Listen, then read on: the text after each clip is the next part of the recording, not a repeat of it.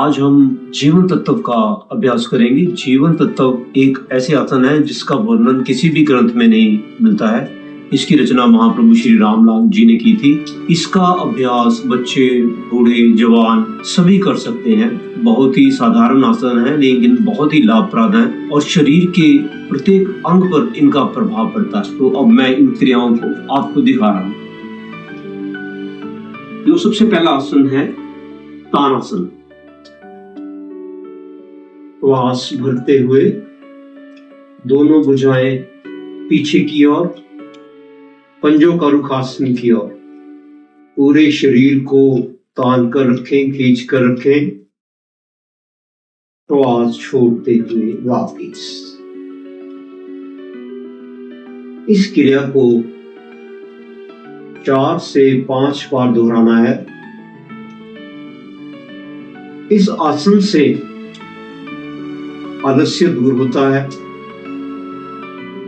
कंधों को, भुजाओं को ताकत मिलती है, फेफड़ों को बल मिलता है।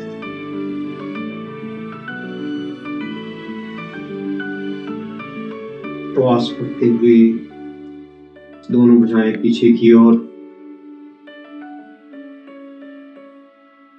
श्वास छोड़ते हुए वापस। अब इसका दूसरा आसन पग चालन। दाएं पैर को बाएं पैर के ऊपर रखें, दाएं पैर का अंगूठा बाईं ओर, बाएं पैर का अंगूठा दाईं ओर। टांगे सीधी, घुटने सीधे, पंजे आगे की ओर तने हुए। केवल कमर से नीचे का हिस्सा हिलना चाहिए। पग चालन का अर्थ है पैरों का चलना। इस आसन से पैरों में वायु शांत होती है। टांगों के लिए, पैरों के लिए ये बहुत लाभकारी क्रिया है।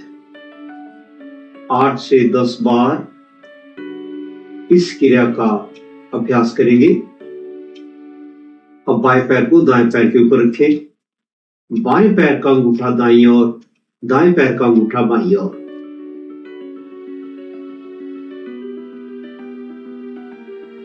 8 से 10 बार इस क्रिया का अभ्यास करेंगे। अब हम अंतर चालन का अभ्यास करेंगे। श्वास भरते हुए दायां घुटना पेट के साथ, श्वास छोड़ते हुए आसन के साथ। बाईं टांग बिल्कुल सीधी, घुटना सीधा, पंजा आगे की ओर तना हुआ। श्वास भरते हुए पेट के साथ, घुटने का प्रेशर पेट के ऊपर। श्वास छोड़ते हुए आसन के साथ कुछ देर के लिए रुके। जिनको बार बार धरन पड़ती है उनके लिए ये बहुत लाभकारी क्रिया है। बाकी धरण के ऊपर मैं एक अलग से वीडियो बनाऊंगा।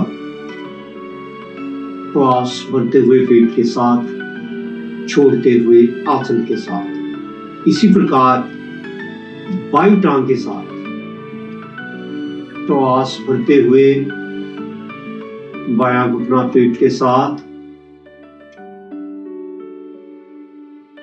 छोड़ते हुए आसन के साथ। श्वास भरते हुए पेट के साथ, श्वास छोड़ते हुए आसन के साथ।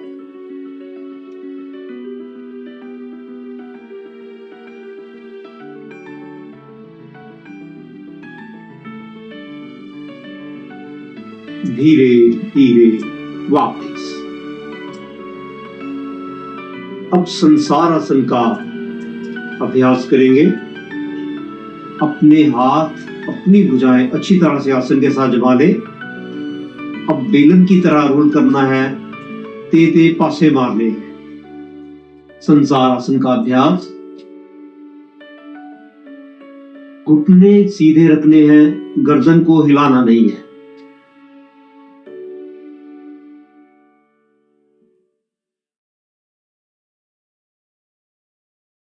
मगरमच्छ से लिया गया ये आसन। जिस प्रकार मगरमच्छ अपने भोजन को खाकर पचाता है, ये वही क्रिया है। इस आसन से भूख खुलकर लगती है, खाया पिया हजम होता है और पेट के विकार दूर होते हैं। धीरे धीरे वापस।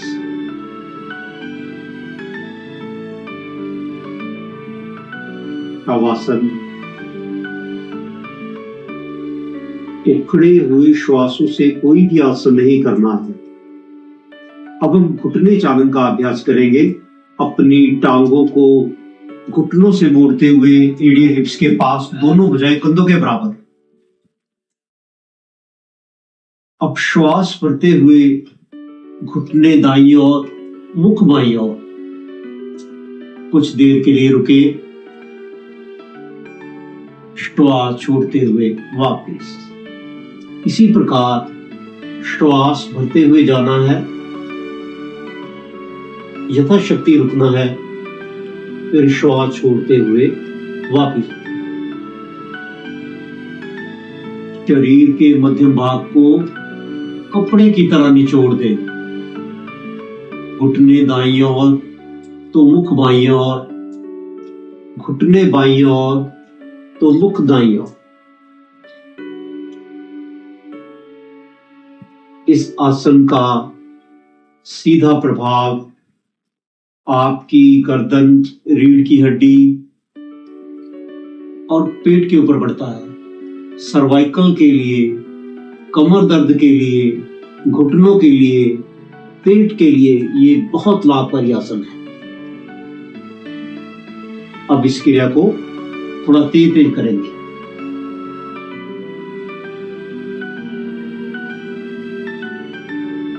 धीरे धीरे वापस। शवासन। अब बाल मचलन का अभ्यास करेंगे। छोटे से बच्चे से लिया गया ये आसन बाल मचलन। जिस प्रकार छोटा बालक किसी वस्तु की हट करता है और ना मिलने पर जमीन पर लिटता है, मचलता है, ये वही क्रिया है बाल मचलन का अभ्यास। जिन्हें सर्वाइकल या बैक की प्रॉब्लम है, वे गर्दन ऊपर ना उठाएं।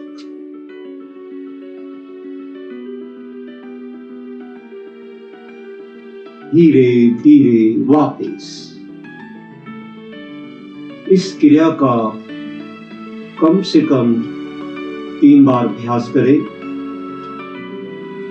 उखड़े श्वासों को शांत करें। अब उठकर बैठ जाएं। कंघी चालन का अभ्यास करेंगे। सुखासन में बैठ जाएं। अगर पद्म आसन लगा सकते हैं तो बहुत अच्छी बात है। इस प्रकार रीढ़ की हड्डी सीधी, गर्दन सीधी, दृष्टि सामने और दोनों हाथ आपके नाभि के ऊपर। कंघी चालन का अभ्यास।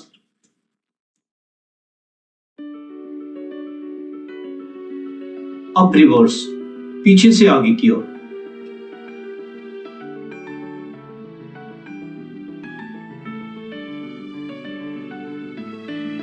धीरे धीरे वापस। इस आसन से आपकी भुजाओं को ताकत मिलती है, कंधों को ताकत मिलती है, कंधों को, भुजाओं को ताकत और बल मिलता है और सर्वाइकल की प्रॉब्लम दूर होती है। अब हम करेंगे कंधे चालन। अपने दोनों हाथ अपने घुटनों के ऊपर रखें। साइकिल के पैडल की तरह अपने कंधे आगे की ओर चलाएं।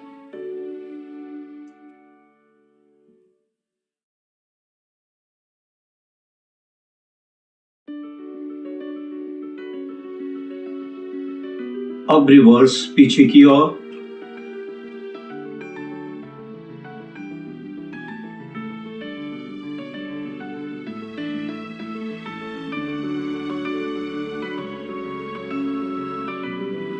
अब अंत में नाड़ी संचालन का अभ्यास करेंगे। अपनी टांगे जितनी खोल सकते हैं खोल लें। गहरा श्वास भीतर भरें। अब श्वास छोड़ते हुए दाएं हाथ के साथ बाएं पैर के अंगूठे को, बाएं हाथ के साथ दाएं पैर के अंगूठे को हाथ लगाएंगे।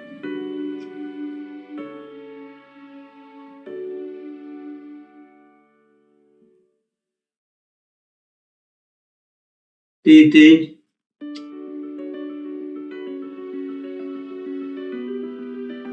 तो ये थे जीवन तत्व के अंक जो मैंने आपको दिखाए। ये क्रिया बच्चे, बूढ़े, जवान सभी कर सकते हैं और शरीर के सभी अंगों पर इनका लाभ होता है।